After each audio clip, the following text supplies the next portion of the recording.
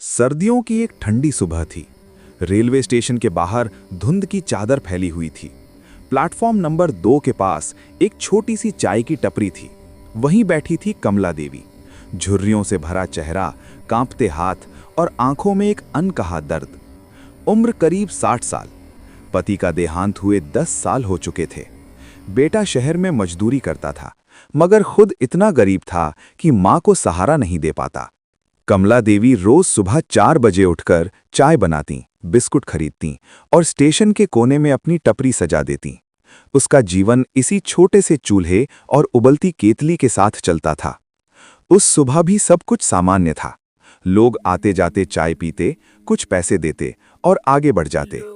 कमला देवी मुस्कान के साथ सबका स्वागत करती, मगर उसे क्या पता था कि आज उसका भाग्य एक भयानक मोड़ लेने वाला है। करीब 10 बजे अचानक सायरन की आवाज आई। कुछ पुलिसकर्मी स्टेशन के बाहर उतरे। उनके बीच एक भारी शरीर वाला घमंडी चेहरा लिए इंस्पेक्टर रघुवीर सिंह था। वो इलाके में अपने कठोर और बेरहम व्यवहार के लिए बदनाम था। उसकी नज़र कमला की टपरी पर पड़ी। उसने बिना कुछ पूछे चिल्लाकर कहा, "ये अवैध ठेला किसने लगाया है?"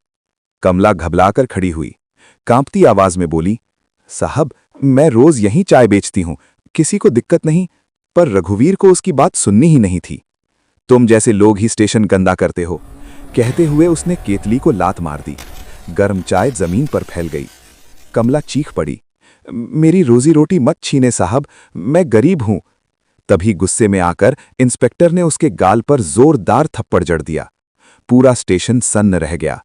लोग मोबाइल निकालने लगे, मगर कोई आगे नहीं आया। कमला जमीन पर गिर पड़ी। आंखों से आंसू बहने लगे। उसकी चाय, बिस्कुट सब बिखर गए। इंस्पेक्टर अकड़ कर बोला, "अब समझ आई औकात?" वो गाड़ी में बैठकर चला गया। भीड़ धीरे धीरे छट गई, मगर कुछ युवकों ने पूरा दृश्य वीडियो में कैद कर लिया। वही वीडियो कुछ ही घंटों में सोशल मीडिया पर वायरल हो गया। शहर से दूर राजधानी में बैठी जिला पुलिस अधीक्षक आराध्या वर्मा अपने कार्यालय में फाइलें देख रही थीं। तभी उनके मोबाइल पर वीडियो आया।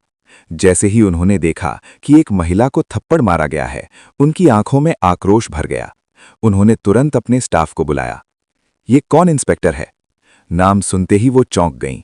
"रघुवीर सिंह, वही जो पहले भी शिकायतों में आया है।" आराध्या ने कुर्सी से खड़े होकर कहा, "अब बहुत हो गया, इस बार इंसाफ होगा।" उसी समय कमला देवी अपने टूटे हुए दिल के साथ घर लौट रही थीं। उसे नहीं पता था कि उसकी बेइज्जती ने पूरे सिस्टम को हिला दिया था। कमला देवी उस शाम अपने झोपड़े में चुपचाप बैठी थीं। उनके चेहरे पर सूजन थी, आंखें रो रो कर लाल हो चुकी थीं। पड़ोस की महिलाएं उनके पास बैठीं, मगर कोई भी सांत्वना उनके दर्द को कम नहीं कर पा रही थी। उसी रात राजधानी में एसपी आराध्या वर्मा ने अपने ऑफिस में एक आपात बैठक बुलाई। उनके सामने वही वायरल वीडियो चल रहा था। "ये सिर्फ एक महिला का अपमान नहीं है, ये कानून का अपमान है," उन्होंने कहा। उन्होंने तुरंत जांच आदेश दिया और रघुवीर सिंह को सस्पेंड करने की प्रक्रिया शुरू करवाई। अगली सुबह पुलिस की एक टीम कमला देवी के घर पहुंची। पहले तो वो डर गईं, मगर जैसे ही उन्होंने आराध्या वर्मा को सामने देखा, उनकी आंखें भर आईं। आराध्या ने उनके हाथ पकड़कर कहा, "मां, डरिए मत, अब आपको न्याय मिलेगा।" कमला की आवाज कांप रही थी, "बेटी, मैंने कुछ गलत नहीं किया, फिर भी मुझे मारा गया।" आराध्या ने उन्हें भरोसा दिलाया और सरकारी अस्पताल में इलाज की व्यवस्था करवाई। इधर रघुवीर सिंह को जैसे ही नोटिस मिला, वो घबरा गया। उसने सोचा था कि ये मामला दब जाएगा, मगर वीडियो हर चैनल पर चल रहा था। जांच के दौरान सामने आया कि रघुवीर पहले भी कई गरीब ठेले वालों से रिश्वत वसूल चुका था। गवाहों ने आगे आकर बयान दिए। कोर्ट में सुनवाई शुरू हुई। आराध्या खुद मौजूद रहीं।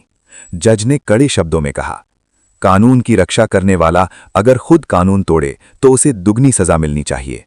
रघुवीर का चेहरा पीला पड़ गया। आखिरकार फैसला सुनाया गया। रघुवीर सिंह को बर्खास्त किया गया। 6 महीने की जेल और जुर्माना लगाया गया। जब ये खबर कमला देवी तक पहुंची तो उनकी आंखों में आंसू थे, मगर इस बार खुशी के। आराध्या उनसे मिलने आई। "मां, अब कोई आपको नहीं छुएगा।" कमला ने कांपते हाथों से उनका माथा चूम लिया। "बेटी, अब तो डर नहीं लगता।" स्टेशन पर दोबारा कमला की चाय की टपरी सज गई। इस बार लोग उसे सम्मान से देखते थे। कहानी खत्म नहीं होती। ये याद दिलाती है कि जब सच साथ हो तो न्याय जरूर मिलता है। कमला देवी की जिंदगी जैसे दो हिस्सों में बट गई थी। एक वो जब डर हर सुबह उनके साथ चाय की भाप में उठता था, और दूसरा वो जब अब हर घूंट में सम्मान की खुशबू थी।